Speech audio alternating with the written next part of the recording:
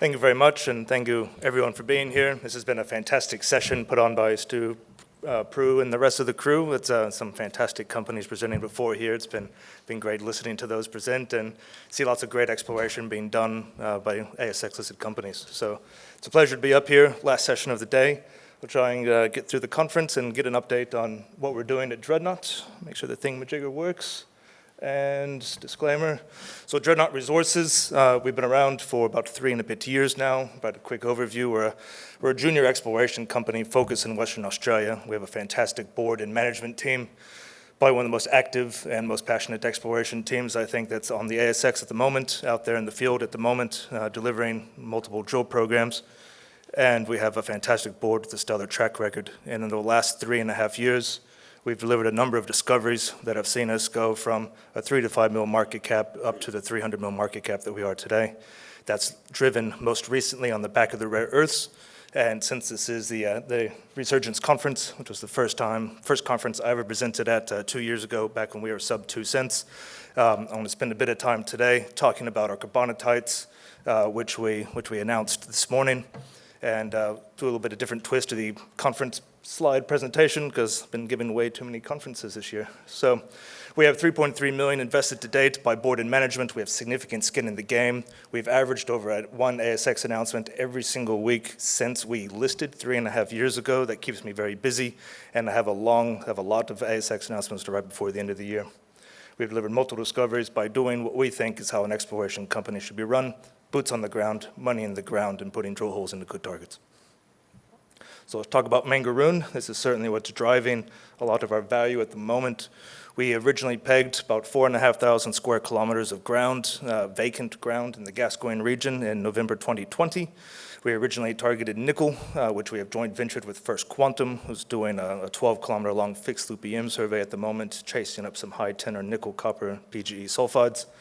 And once we did that deal with First Quantum, we turned our attention, some of our young geos were keen to go chase some rare earths, being next door to Hastings.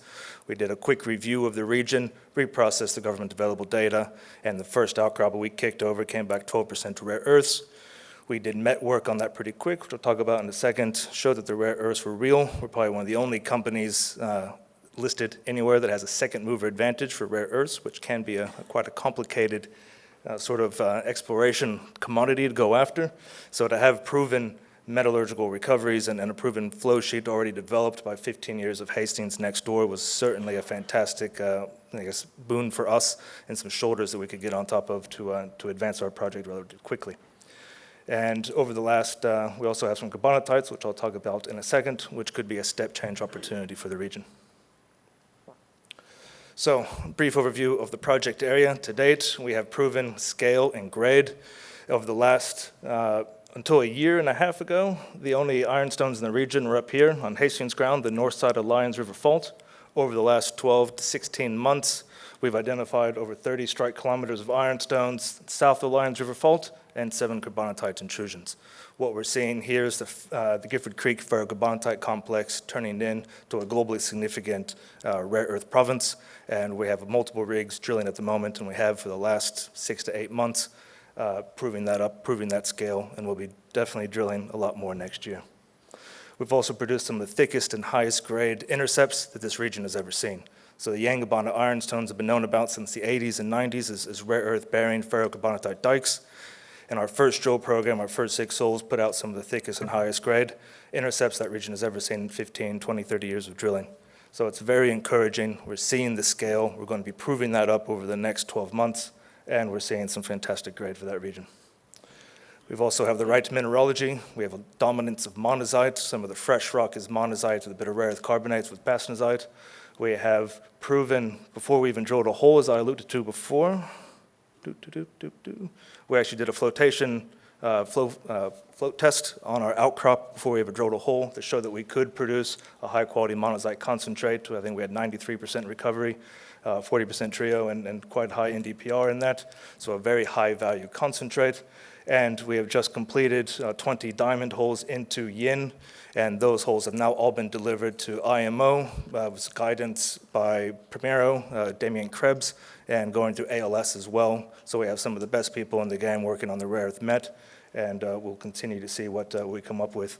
And quite beautiful, stunning things to see on outcroppers, seeing these big chunky monazite crystals, and in diamond core, there we go, from Yin, seeing nice chunky monazites as well. So if the Mets can't work with that, then I'll be coming after them. So. And building on with that Met, one of the things that makes the Gifford Creek ferrocarbonatite complex so unique globally is the NdPr ratio. So when it comes to rare earths, you have trio in the ground, you produce a concentrate, and that concentrate becomes a global commodity. You have Iluka building a refinery nearby that processes monazite and xenotime. You have Lynas in Kalgoorlie, processes monazite and soon to be processing apatite in Kalgoorlie.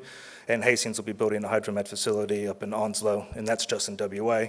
Keeping in mind that now you have monazites from concentrate from Lynas being trucked all the way down to Perth and then sent on a ship up to Malaysia. So it truly is a global commodity, and the average neodymium praseodymium concentration or ratio within that concentrate globally is around 15 to 25%. The Gifford Creek ferrocarbonatite complex is a freak. It's quite unique globally. It's the only place that has higher NdPr ratios than that. We average Dreadnought drilling and our rock chips and all the work today, we're averaging 30%, over 30% NdPr, which means that our concentrate that we can produce from this project and from this region is some of the highest value concentrate for rare earths anywhere in the world. And that's a huge selling point that Hastings has been building on for years and that we are also starting to see with the work that we're doing. So this morning we announced some of the first drill results of our carbonatites. So for the last 30 years, the Gifford Creek ferrocarbonatite complex has been all about these ironstone dikes. And the question has always been, ever since Newmont explored the area in the 90s, and as Hastings talks about quite a bit as well, where are the source intrusions for all these ironstone dikes, these late-stage pulses of carbonatites that are shooting out? They should be emanating out from a central intrusion. And that carbonatite complex looks like, so these are three world-class examples up here. You have Nguala in Tanzania, which is owned by Peak. You have Mountain Pass in USA, which is actually called Sulfide Queen, but we'll call it Mountain Pass, and Mount Weld in Australia, controlled by Lynas. Each of these is to scale, and talking about some of the carbonatites, one of the things that's really important to take into consideration is your carbonatites are these quite large intrusions at Nguala and Mount Weld. Mountain Pass is actually this very small body, which is quite unique, which I quite like. I'll talk about in a second. And what you have here at Nguala, in the center area, you have a rare earth dominant deposit, and then you have phosphate deposits, you have niobium sitting out here on the edges, you have fluorite sitting out in the phenite alteration zone with niobium as well. Same thing, you go to Mount Weld, the central lanthanide deposit sits right in the middle. You have niobium deposit sitting down here, niobium deposit sitting up there, and phosphate deposit sitting over here. So if we were to actually take this and simplify them a little bit, when you have these carbonatite intrusions, you have a very large carbonatite intrusive complex, and then within that, you have an area of rare earth mineralization. You also tend to have areas of niobium or titanium or phos or whatever else. They're quite a mixed bag of delicious things. And so the question for us when we identified these carbonatites for the first time just over 12 months ago was where within our carbonatites are we actually going to find the rare earth mineralization. And so over here is the outline of our C1, C2 to 5, and C6 intrusive carbonatite complexes. And the question was, how do we actually design a drill program to tap into these rare earths most effectively and efficiently? And so what we have done and the approach that we have taken, I believe, I'll talk about them. We have, essentially we took all the carbonatite deposits around the world and we looked at what sort of grid spacing over this thing, because our carbonatites were all undercover, what sort of grid spacing that we could drill a shallow vertical hole through cover, through weathered rock, and tap into that fresh rock would let us know that we are in the right area of mineralization within that carbonatite intrusion. So what you see here is an example of about the roughly 200 by 200 meter space grid over Mount Weld, Nguala, and Sulfide Queen. Sulfide Queen, which is Mountain Pass, that's 750 by 150 meters. So a grid program like that would hit 1 to 3 holes into that body. So we did that similar grid, and that's what we have just announced today is the results of that first pass drilling, visual results, if you will. And we've identified 6 zones within the intrusions that we've drilled to date of rare earth, niobium, titanium, and phosphate mineralization. all confirmed by PXRF. We don't put out PX reserve results because they're dodgy, but we use them as a way of saying that we have hit mineralization, and we'll get these assays out as quickly as possible. I see Ben from ALS back there chuckling. He's promised me 6 or 7 XRF machines next year. I'm just kidding, but they are trying to install capacity in Perth for us for next year, because we're going to be drilling these things very intensely next year to prove up these things, and also to test the rest of the carbonatites to find more zones of mineralization. Digging into that complex around C3 a little bit more, that complex around the C3 is around 600 by 550 meters, multiple holes drilled into that. And I just want to point out that some of the drill holes in there, we had 4 of them end in mineralization, and some of them over 99 meters thick, coming from a depth of only 2 meters. So some of the mineralization that we're seeing in this carbonatite complex with rare earths, phosphate, niobium, and the rest are extremely thick, and all we've done is just drill some vertical, shallow holes through the cover, through the regolith, the residual material, and then just tapped 3 rods into fresh rock. Vertical holes, wide-spaced. We have just started drilling today, 80-meter fence line follow-up drilling, which is really designed, now that we've honed in on an area that is mineralized, we're going to hopefully make that significant discovery on the back of this. I mean, we could consider that a discovery already once we get the assay results in, but really this follow-up program is designed to really test this and really hit these zones of mineralization extremely hard. So we're very excited by what we've seen so far from that program. It's been a resounding success. Assay results will come out and be the proof in the pudding as we go through, but we're very, very encouraged.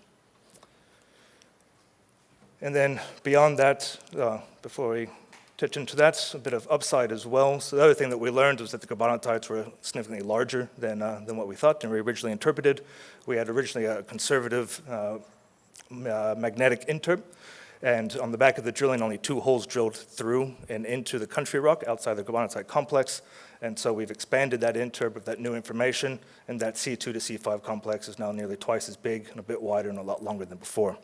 So we will do first pass drilling on that next year, in addition to the follow-up drilling. In addition to that, we talked about C6 before. So we talked about carbonatites tend to go over these crustal scale structures. The Lions River Fault, which is the main structure here. You have Yangibana to the north of it, you have Yin to the south, and C1 to C5 sits right on that crustal scale structure, as you'd expect from any carbonatite complex. And that Lions River Fault is what's running through here. So the next main structure down, where C6 is, that's a splay off the Lions River Fault between the Edmund and the Tea Tree Shear Zone. That's our C6 anomaly.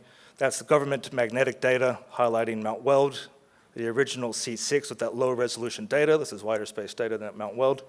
We've flown detailed magnetics over the area, which gives much higher resolution image of that, and that's the government gravity. If you guys have followed WA1 recently and their exciting discovery out in the Arunta, this is a similar mag plus grav, hopefully equals carbonatites out here. So extremely encouraged to be drilling this next year as well. So the upcoming news flow for us, we see we have a lot of assays coming through. We've put out the last 120 holes from Yin, so hopefully in December we will be delivering our maiden resource on Yin. We also have our assay results coming through from Sabre, from Y8, our first fence lines that we drilled at the carbonatites, and the first pass 86 holes that we drilled, 160 by 160 meter space drilling at the carbonatites. Those assay results should be coming through continuously over the next couple of months. We are still drilling. We'll be drilling into December, and we'll have a lot of assays and a lot of news flow coming through on exploration and discoveries into next year. We also, start of next year, come mid-Feb, early March, depending on the weather, we'll be back on site with 2 RC rigs and 1 to 2 diamond rigs, and we'll be chasing after the carbonatites, the Yin extensions, infill drilling, and really aiming to deliver more discoveries and more resources so that we can be in a position by the end of next year to commence scoping studies. And to support that, like I alluded to before, we've already submitted our first 20 holes of diamond drilling from Yin to the labs. Come March, April, we'll have those results back. Again, that MET will feed into the scoping study work by the end of the year, and we'll continue to collect diamond sampling throughout all the prospects to get MET across all of our samples, across all of our future deposits. So we'll be delivering resource upgrades and resources and MET work pretty much nonstop for the next 12 months. So over the next 6 months, main catalyst, like I alluded to there, lots of assays coming through, maiden resource coming out. We have recommencement of drilling, and in the back end MET work. And then in the background, we also have work going on with First Quantum on the nickels at the Money Intrusion, chasing up and trying to define drill targets to test next year, fully funded by First Quantum. And we also have the Taraji-Yampi project in the Kimberley, which will be hitting pretty well next year as well, to follow up on the Orion copper gold discovery. We have some outstanding work from that. There's a lot of news flow coming out from Dreadnought here shortly. So thank you all very much.